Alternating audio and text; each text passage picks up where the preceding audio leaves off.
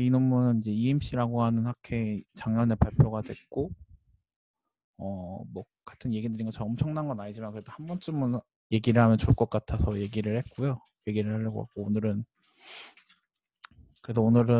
이 논문과 관련된 뭐 배경 지식들, 그리고 솔직히 이 논문의 컨트리뷰션은 많지는 않아요. 하나 있는데 그거 얘기 드리고, 이 논문에서 얻은 최종적인 결과에 대해서 얘기를 드리고, 그리고 뭐 디스커션 할 거 있으면 그거 하고 얘기를 하려고 하고요. 그리고 제가 하다가 중간에 궁금한 거 있으시면 그냥 채팅이나 음성으로 물어보셔도 돼요. 그래서 궁금한 거 있으면 아무 때나 물어보셔도 되고요.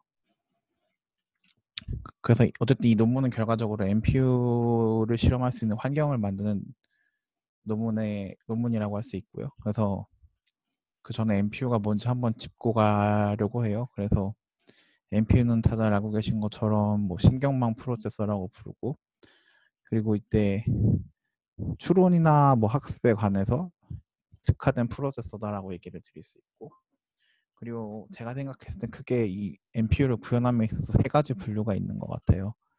AGI나 FPGA 형태로도 구현할 수 있고, 내지는 NDP, PIM 형태로 메모리 니어 데이터 프로세싱으로 해서 메모리와 인접한 스페이스에서 연산하거나, 아니면은 뭐 ADC나 진짜 차세대 뭐 뉴로모픽 소자라는 걸 이용해서 만든 뉴로모픽, 크게 세 가지가 있다고 생각하는데, 상용화 관점에서는 AGI나 FPGA가 많이 쓰이고 있고, 최근에 이제 언mem이라는 회사에서 PIM 형태로 이제 MPU를 구현하려는 시도도 하고 있고, 그래서 많은 연구가 되고 있는 분야라고 이미 많은 분이 알고 계실 것 같아요. 그래서 실제 칩 만드는 벤더들 보면은 인텔 같은 회사도 이번에 최근에 나온 프로세서에는 매트릭스 연산에 특화된 인스트럭션을 넣었더라고요. 그런 것도 있고, 구글은 이제 TPU를 만들었고, 뭐 애플도 있고, 그리고 LG 그 실리콘밸리라는 인도 엔지니어가 만든 MPU가 또 있고, 어쨌든 MPU를 만드는 회사는 되게 많고,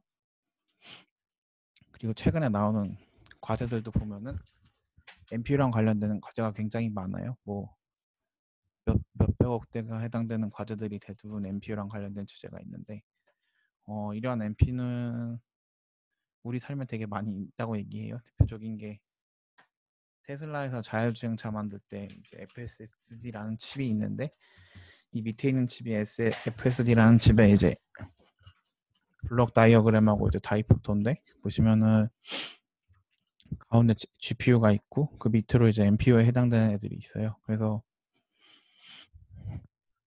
지금 이 SoC 칩을 보시면 어쨌든 MPU가 굉장히 큰 부분을 차지하고 있고, 그리고 아까 얘기 드렸던 이제 LG도 어쨌든 MPU를 만드는 회사라고 얘기 드렸는데, LG나 삼성은 이런 MPU를 만들어서 뭐 로봇 청소기나 TV 같은 가전제품에 넣을 예정이라고 하고요. 그리고 또 다른 걸로 이제 AI 비서라고 해서 빅스비나 실이나 뭐 내지는 이제 또 다른 그 시그널 프로세싱 같은 거 관련된 뭐 스마트폰 분야에 이런 MPU를 적용하려는 논문이나 연구들이 많이 되고 있더라고요.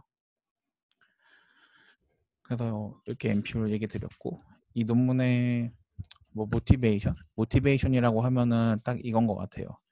이제 SoC 플랫폼이라고 해서 이제 NVIDIA라고 하는 이제 엔비디아에서 만든 딥러닝 엑셀레이터랑, 그리고 리스크5라고 하는 이제 MPU 두 개를 묶어서 SoC 플랫폼으로 구성했다는 게 굉장히 이 논문의 큰 의미라고 얘기를 하고 있고요. 그래서 이게 이제 굉장히 유용한 플랫폼인데 이제 리서치 목적으로 굉장히 유용하다라고 이 논문에서는 얘기를 하고 있어요.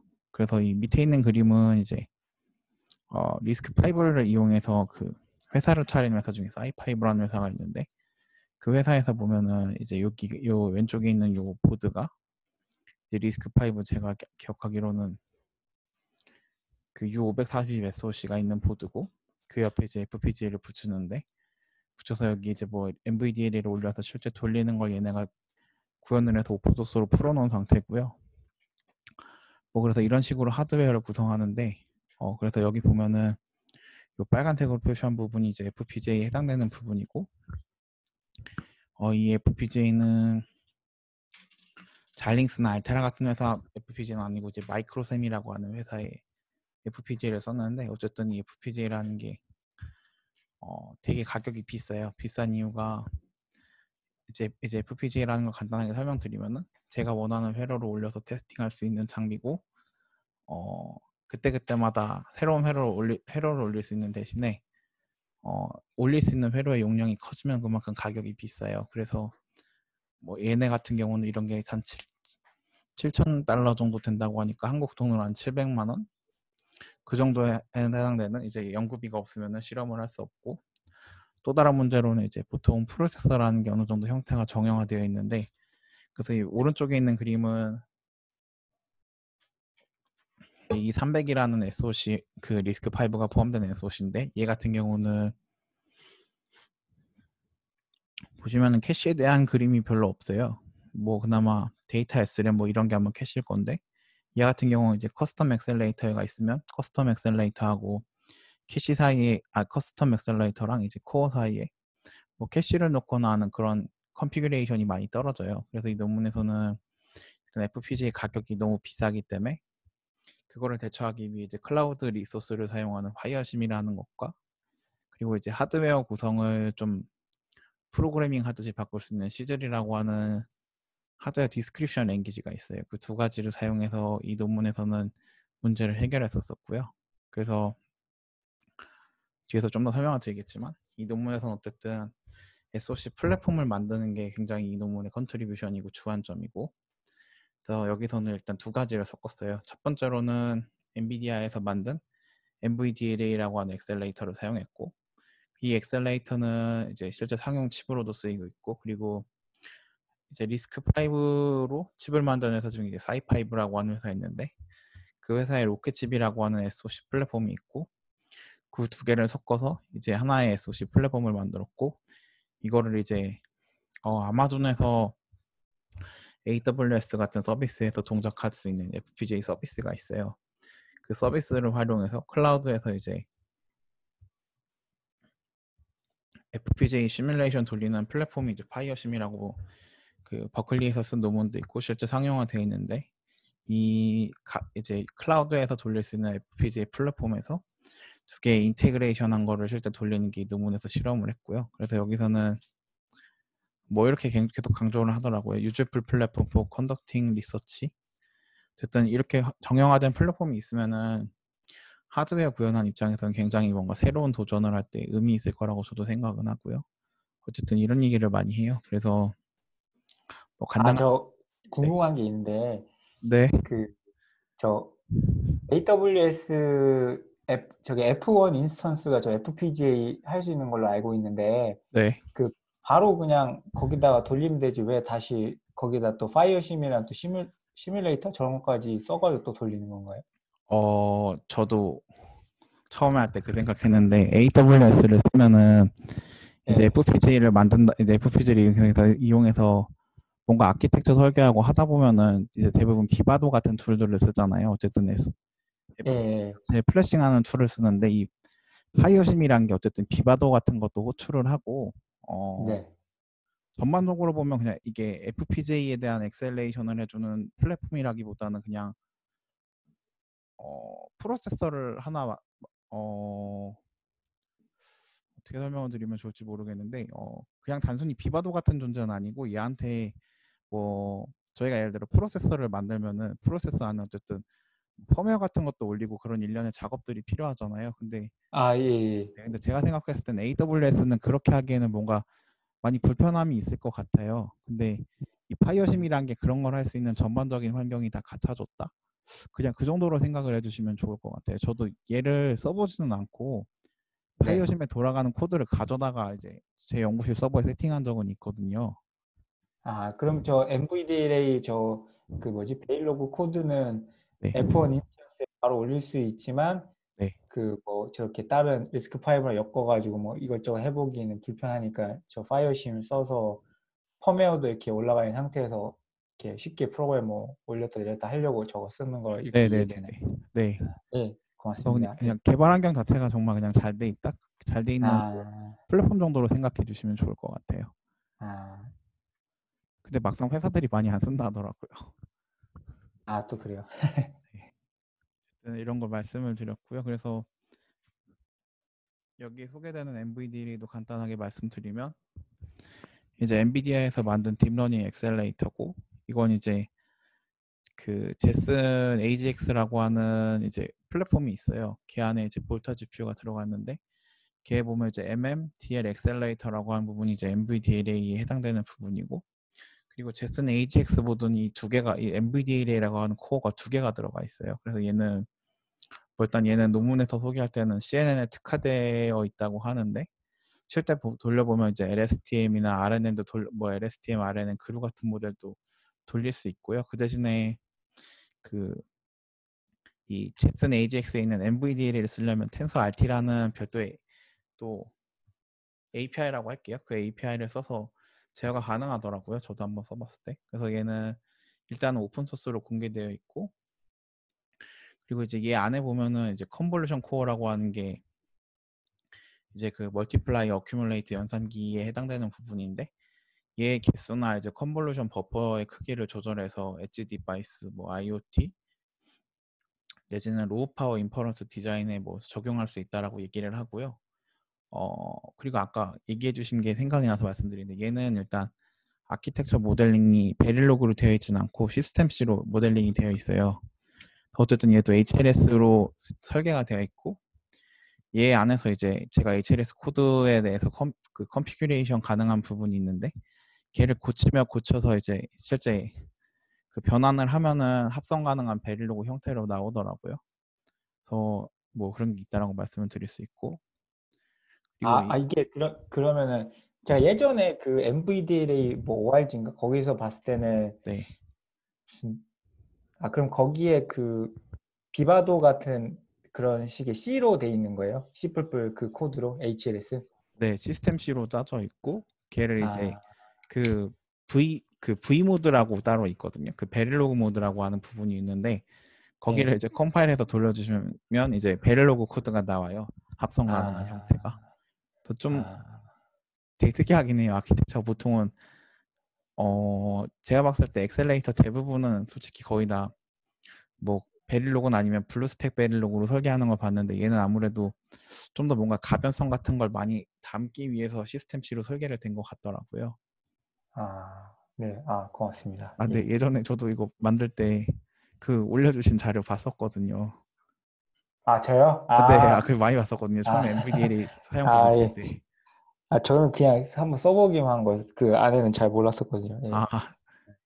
네. 어쨌든 이런 NVDA 얘기 드렸고, 그리고 이제 NVDA랑 같이 엮은 프로세서가 이제 리스크5의 로켓이라고 하는 이제 칩 내지는 프로세서고요. 그래서 이 리스크5라고 하는 애는 일단 오픈 소스 프로세서고, ISA가 공개되어 있기 때문에 뭐 사용자가 마음대로 할 수 있고, 그리고 얘가 가진 특성은 뭐 아키텍처마다 다 그런 부분이 있긴 하지만, 얘는 확장 가능성에 대해서는 어떤 프로세서보다 가장 좋은 것 같아요. 그러니까 인스트럭션 필드 보면 필드 내 확장이 가능하게끔 설계가 된 부분이 있어서, 그런 걸 이용해서 최근에는 이제 뭐 SSD 컨트롤러나 5G 모뎀, 그리고 IoT 센서, 그리고 PMIC 같은 데 만들 때도 리스크5를 쓰고 있다고 하더라고요. 그래서 뭐 이렇게 리스크5로 만든 칩, 이제 뭐 코어가 있으면 코어 내부에 이런 것들이 있는데, 하나 더 그냥 말씀을 드리면은 보통 ARM 프로세서로 설계된 이제 SoC 아키텍처들은 이렇게 코어가 있고, 이제 코어와 뭐 엑셀레이터를 연결한다고 하면은 암 같은 경우는 암바라는 걸 써요. 근데 이제 리스크5는 타일링크라고 하는 뭐 암바하고 이제 비슷한 개념에 해당되는 버스 프로토콜이 또 따로 있고요. 그리고 일단 얘기 드렸지만 얘는 인스트럭션이 공개가 되어 있기 때문에 마음대로 할 수 있지만, 근데 레퍼런스 모델 같은 경우는 시즐이라고 하는 이제 하드웨어 디스크립션으로 설계가 되어 있어요. 그래서 그러한 특성이 있고, 그래서 마지막 뭐 배경 지식으로 얘기 드릴 거는 이제 시즐이라는 얘기를 말씀드리려고 하는데, 시즐은 일단 베릴로그 코드는 아니고요. 얘는 일단 생각해 주시면은, 일단은 얘 기반이 스칼라라고 하는 자바에서 파생된 언어로 설계가 됐어요. 그래서 설계를 하다 보면 스칼라랑 거의 유사한 게 있고, 이런 이제 뭐 간단하게 설명드리면, 제가 이렇게 회로를 만들고 싶어요. 근데 회로를 설계하다 보면 이제 FIR 필터를 만든다고 하면은 들어오는 값에 대해서 뭔가 연산을 하고 연산을 하고 연산을 하고 하는데, 이 연산을 하는 이제 이 필터 연산을 하는 횟수가 이제 하드웨어를 만들 때 어느 정도 확실해야 되는데, 근데 확실하지 않다면은 설계함에 있어서 되게 그걸 매번 베릴로그로 코딩하기가 어렵고 또 와이어 간의 와이어를 연결할 때도 그게 굉장히 골치 아픈 문제거든요. 그래서 얘는 그런 거에 대해서 약간 고안이 된 언어라고 얘기를 드릴 수 있고, 그래서 뭐 FIR 필터라는 제가 모듈을 만들면은 모듈에 대해서 이제 인풋과 아웃풋을 명시를 할 수 있고요. 그래서 그 안에 내부적으로 이렇게 계속 반복적으로 필터 연산되는 부분은 뭐 이제 시스템 베릴로그나 베릴로그에도 포문을 쓰는 게 있지만 똑같이 얘도 포문을 쓰는 게 있고, 그리고 얘는 일단 베릴로그에 비해서 제가 얘를 쓰고 있는데 베릴로그에 비해서 좋은 점이라고 하면은 모듈 같은 걸 만들고 모듈과 모듈끼리 엮을 때 굉장히 편리하다는 생각이 들어요. 코딩하다 보면은 그런 느낌인 것 같아요. 베릴로그 코딩이랑 시오노 코딩이라 하면은 베릴로그는 뭔가 세세한 것부터 제가 다 해줘야 되는 느낌인데 이 스칼라라는 걸 이제 시즐이라는 걸 쓰면은 얘도 똑같이 베릴로그 HDL 코딩을 하는 건 똑같은데 뭔가 좀 그냥 프로그래밍 하는 느낌이다, 시언어 같이 그런 느낌이 들고요. 그래서 이 시즐이라는 언어로 기술을 하면은 얘도 어쨌든 컴파일러가 있어요. 이 컴파일러가 베릴로그 코드로 최종적으로 바꿔주게 되고 그 베릴로그 코드를 이제 뭐 FPGA에 올리기 위해서 비바도나 아니면 칩으로 만들기 위해서 디자인 컴파일러 같은 거 써서 실제 합성을 하고요. 그리고 그런 생각도 하실 수 있겠네요. 많은 분들이 생각하시는 게 베릴로그 코드가 아니라 뭔가 그 위에 언어로 만든 걸 베릴로그 코드로 바꾸면은 이제 불필요한 와이어나 불필요한 시그널들이 생기지 않나라고 간혹 물어보시는 분도 계시는데 일단 얘기 드리면 사람이 만든 게 아니고 오토메이션 툴이 만든 거니까 그런 불필요한 와이어나 뭐 시그널들이 생기긴 해요. 근데 이런데 제 생각엔 이런 툴들이 갖는 장점이 코딩이 훨씬 빠르고 쉽고, 그리고 그렇게 불필요하게 생긴 거는 실제 EDA 둘이 합성하다 보면은 다 잘라버린다고 할 수 있을 것 같아요. 없어지거나 아니면 얘가 불필요하다면 그 시그널을 없애고 그렇게 되니까 실제 하드웨어 성능에서는 큰 차이가 없다라고 이 시제를 만든 저자들도 얘기를 하고 있어요. 어쨌든 이런 언어를 써서 얘도 직접 실험을 진행했고, 그리고 마지막으로 소개드릴 게 이제 파이어심이라는 건데, 파이어심은 얘기 드린 것처럼 보통 FPGA에 저희가 하드웨어를 만들어서 올리고 실험을 하는데 얘는 이제 그 NVIDIA하고 리스크5 인테그레이션에서 실제 돌린 FPGA도 제가 알기로는 1,000만 원이 넘어가요. 근데 그런 거를 이제 개인이 소유할 수가 없으니까 저도 이거에 대해서는 정확히는 모르지만 어쨌든 제가 어느 정도 앱스트랙트 보고 파악했을 때는 FPGA를 AWS에서 사용할 수 있는 일련의 그냥 플랫폼 정도로 생각해 주시면 될 것 같고, 뭐 내부적으로 보면 이렇게 노드당 GPU랑 FPGA랑 구성해서 뭐 더 크고 큰 회로도 이제 빠르게 시뮬레이션 할 수 있다, 뭐 그런 식으로 논문에서 얘기하는데 저도 이걸 써본 적은 없어서 정확하게는 모르겠지만 이 파이어심이라는 애들을 썼을 때는 일단 FPGA로 돌아가니까 사이클 어커레이트한 퍼포먼스 결과를 얻을 수 있고, 그리고 얘 같은 경우는 회로에 동작하는 주파수가 10에서 100MHz 정도로 동작을 한다고 해요.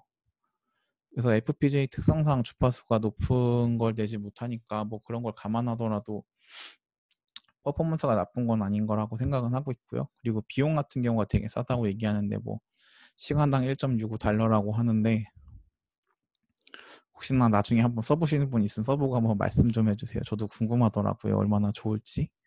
어쨌든 이런 플랫폼을 이용해서 얘네는 직접 연구실에 FPGA를 놓곤 한 건 아니고 파이어심이라고 하는 아마존에서 빌린 그 리소스 사용해서 실험을 했다고 얘기를 드릴 수 있고요.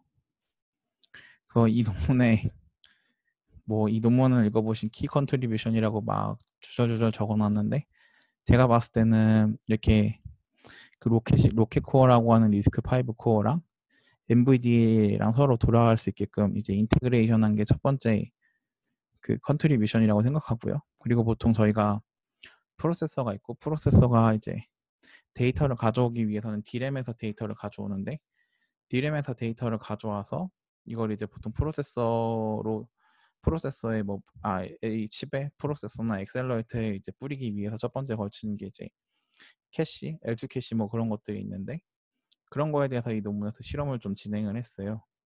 그래서 이 논문의 컨트리뷰션은 이렇게 아키텍처 하나를 설계를 하고 그리고 아키텍처와 이제 D램 간에 서로 데이터를 가져올 때 이 캐시에 대해서 실험을 한 게 이 논문의 뭐 컨트리뷰션이다 그렇게 얘기를 드릴 수 있고요. 그래서 이 왼쪽은 NVDLA 구조인데 얘는 이제 컨피규레이션 스페이스 버스라고 하는 이제 제어할 수 있는 시그널에 대한 것들이 있고, 그리고 반대로 이제 뭐 웨이트나 피처맥 같은 데이터를 받아오는 데이터 백본이라는 또 시그널이 있고요. 그 시그널들을 이제 각각 이용해서 컨볼루션 버퍼라고 하는 내부의 SRAM에 저장하고, 그리고 이제 컨볼루션 코어가 맥 연산기고요. 얘가 이제 계산을 하고 이제 포스트 프로세싱이라고 해서 액티베이션이나 풀링 같은 연산을 할 수 있는 뭐 로직이 또 있어요. 어쨌든 이 NVDA 내부는 이런 식으로 돌아가고 있고, 그래서 이 논문에서는 NVDA를 인테그레이션하고 하나의 형태를 만들고, 그 이제 라스트 레벨 캐시랑 메모리 모델에 대해서 여러 가지 이제 뭐 셋이나 웨이의 개수나 블럭 사이즈 같은 걸 바꿔보면서 실험을 하는 게 이 논문에서 전반적으로 진행한 거고요. 그래서 이 논문에서 이렇게 뭐 하드웨어를 만들고 성능 평가하기 위해서 했던 거는 일단은 다들 다크넷이라고 일단 들어보셨을 것 같은데, 저희가 딥러닝 프레임워크 쓰면은 뭐 카페, 파이토치, 텐서플로우 되게 많아요. 근데 대부분 하드웨어 만드시는 분도 그렇고 저도 그렇고 다크넷을 쓰는데, 다크넷이라는 애는 일단 C로자였기 때문에 컴파일을 하면 리스크5나 웬만한 하드웨어 올리면 다 돌아가요. 그래서 이 논문에서는 일단 다크넷에 포함되어 있는 욜로 V3라는 모델을 썼고, 얘는 이제 오브젝트 딕섹션 알고리즘에 해당되고, 더 416 곱하기 416짜리 인풋을 받아서 연산을 하는 애고요. 이게 10분이 남았다고 하네요. 일단 빨리 말씀을 드릴게요.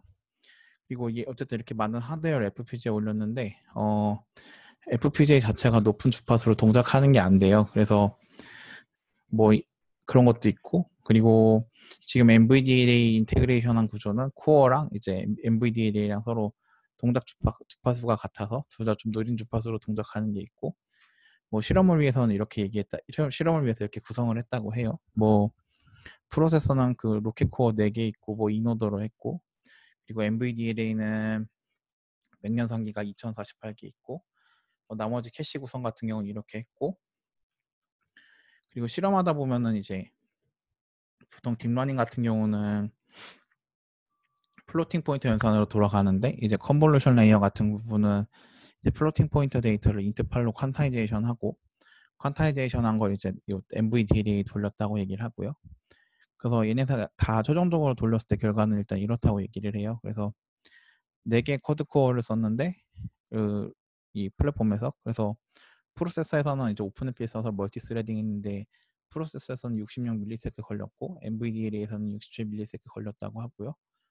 그리고 얘기 드린 것처럼 뭐 특정 레이어인데 서포트 이제 NVDA가 하드웨어니까 모든 걸 지원할 수가 없으니까 특정 부분만 지원되는데, 그런 이제 지원되지 않는 부분은 프로세서에서 돌아갔고, 그래서 실험을 했을 때 이제 타이탄 XP라는 그 GPU 같은 경우는 다이 사이즈가 이 정도고 16나노 테크놀로지를 만들었는데 250W 정도 먹고, NVDA는 면적도 적고 뭐 전기도 잘 먹는다라고 얘기하는 거고, 퍼포먼스에서 봤을 때는 이제 로켓이라고 하는 기본 코드 코어일 때랑 NVDA에 있었을 때 한 7.5배 정도 빨라졌고, 이제 빨라진 게 이제 타이탄 XP가 물론 성능이 더 좋지만 얘 대비 훨씬 효율이 좋다라고 얘기를 하고 있고요. 그리고 여기서는 이제 또 마지막 라스트 레벨 캐시에 대해서도 여러 가지 실험을 해봐요. 이제 라스트 레벨 캐시라는 거는 이제 이 아키텍처 그림에서 보시면은 이 로켓 코어랑 NVDA랑 같이 서로 쉐어하는 구조로 되어 있고요. 그래서 같이 쉐어하기 때문에 쉐어 뭐 이제 그 뭐 얘기하는 게 쉐어하게끔 하는 게 왜 스크래치 패드보다 뭐 더 좋냐 뭐 그런 얘기를 하는데, 이제 캐시를 쓰면 이제 스크래치 패드는 프로그래밍 가능한 뭐 메모리이기 때문에 치면적도 더 큰 부분이 있고 뭐 프로그래밍 하는 노력도 필요한데, 얘는 그런 게 없이 어쨌든 캐시는 고정된 하드웨어로 알아서 프로그래밍 하지 않아도 잘 돌아가니까 뭐 좋다라고 얘기하고 있고요. 그리고 이제 LLC 사이즈를 바꿔보면서 실험을 해요. 근데 이제 바꿔볼 때 이제 캐시 블럭의 사이즈를 32B, 64B, 128B 이렇게 실험을 하는데, 뭐 결과적으로 했을 때 성능이 변화가 있긴 한데 그렇게 뭐 엄청나게 크게 변화가 있진 않아요. 이제 128B 같은 경우는 기존 거 처음 이제 베이스라인 대비 1.59배 정도 빨라졌는데 얘네가 이제 얘기하는 거는 이제 NVDLA 같은 경우는 템포럴 로컬리티가 높은 이제 액세스 패턴이 있기 때문에 실질적으로 캐시 사이즈가 크게 뭐 이 캐시 LLC 사이즈에 대해서 영향을 뭐 받는 게 크게 많지 않다라고 얘기를 하고 뭐 그 대신에 이제 이 하나의 블록 사이즈를 키울수록 어쨌든 레이턴시를 줄이는 데는 좋다 뭐 그런 얘기를 하고요. 뭐 그거랑 같이 이제 그 대신에 NVDA 자체에서 실질적으로 이 LLC에서 동작하는 게 템포럴 로컬리티보다는 스페이셜 로컬리티가 높기 때문에 뭐 하드웨어 프리패칭 같은 기법을 사용하면은 퍼포먼스가 더 좋아질 수도 있다 그런 얘기도 하고 있고요. 그리고 마지막으로는 그 보통 저희가 프로세서를 만들면 프로세서 위에 리눅스도 올리는데 리눅스를 좀 더 고쳐서 스케줄러 이게 뭐 메모리 리퀘스트하는 스케줄러를 바꾼 것 같아요. 이 부분은 저도 좀 정확히 잘 모르겠더라고요. 네, 어쨌든 얘기하는 거는 그 리눅스를 좀 뜯어 고쳐서 그 메모리 리퀘스트하는 스케줄러 같은 걸 바꿨다라고 얘기하는데 그래서 솔로 있고 뭐 개수분의 정말 이게 크다면 노드 개수분의 뭐 솔로도 있고 코런 뭐 이런 식으로 해서 실험을 하더라고요. 이 부분은 저도 여기를 좀 봐도 제가 하는 분야가 아니라서 정확히 여기는 이해가 안 가는데 어쨌든 이 논문에서 결론적으로 얘기하는 거는 그 각 프로세서가 여기서는 4개가 있으니까 4개마다 서로 다른 뭐 그 메모리 밴드위스 스케줄러 같은 걸 줄 수 있는데 이제 에런 캐시에서는 뭐 4개를 코어가 4개니까 네어마 4개를 서로 각자 서로 다른 스케줄러를 쓰든 같은 걸 쓰든 에런 캐시는 크게 별로 성능 차이가 없다라고 얘기하는데 이제 LLC나 D램 같은 경우는 좀 영향이 있다라고 해요. 전반적으로 보면은 그 각 코어마다 서로 다른 그 메모리 스케줄러 그런 거를 쓸수록 성능이 이제 안 좋아진다고 얘기하더라고요. 이게 이제 왼쪽이 실행 시간이 길어지는 건데 결과적으로 봤을 때 각 코어마다 서로 다른 스케줄러를 가지면 실행 시간이 많이 늘어나게끔 보이더라고요. 그래서 이렇게 얘기를 드렸고 뭐 결론에서는 이제 리스크5랑 NVDA를 뭔가 SOC 형태로 묶어서 오픈소스로 어쨌든 공개한 첫 번째 플랫폼이라서 의미가 있는 것 같고요. 그리고 뭐 NVDA가 뭐 좋은 성능을 갖고 있는 뭐 엑셀레이터고 그리고 뭐 로우 파워에 특화된 애라고도 얘기하고 뭐 여러 가지 뭐 이 논문에서 설계한 걸 이용해서 여러 가지를 할 수 있다라고 얘기를 하고요. 그리고 실제로는 이거는 그 도시바 어떤 화이트 페이퍼에서 가져온 그림인데 실제 실험을 할 때는 이제 제가 봤을 때는 얘한테 리스크5를 올리고 얘한테 이제 NVDA를 올려서 실험을 하는데 이 두 개 다 굉장히 얘 같은 경우가 이제 징크 ZCU 10인가 104인데 얘도 되게 면적이 큰데 어쨌든 이 NVDA 자체가 뭐 작지는 않아요. 일단 어쨌든 이런 걸 하기 위해서는 굉장히 많은 돈이 실험이 드는데 파이어심을 써서 어쨌든 뭐 클라우드를 써서 뭐 적게 할 수 있다. 그게 이 논문에서 뭐 얘기 드릴 수 있는 최종적인 것 같고요. 이게 저희가 시간 제한이 걸려 있어서 말을 급하게 하긴 했는데 혹시 궁금한 거 있으시면 말씀을 해주시면 될 것 같아요. 아, 예.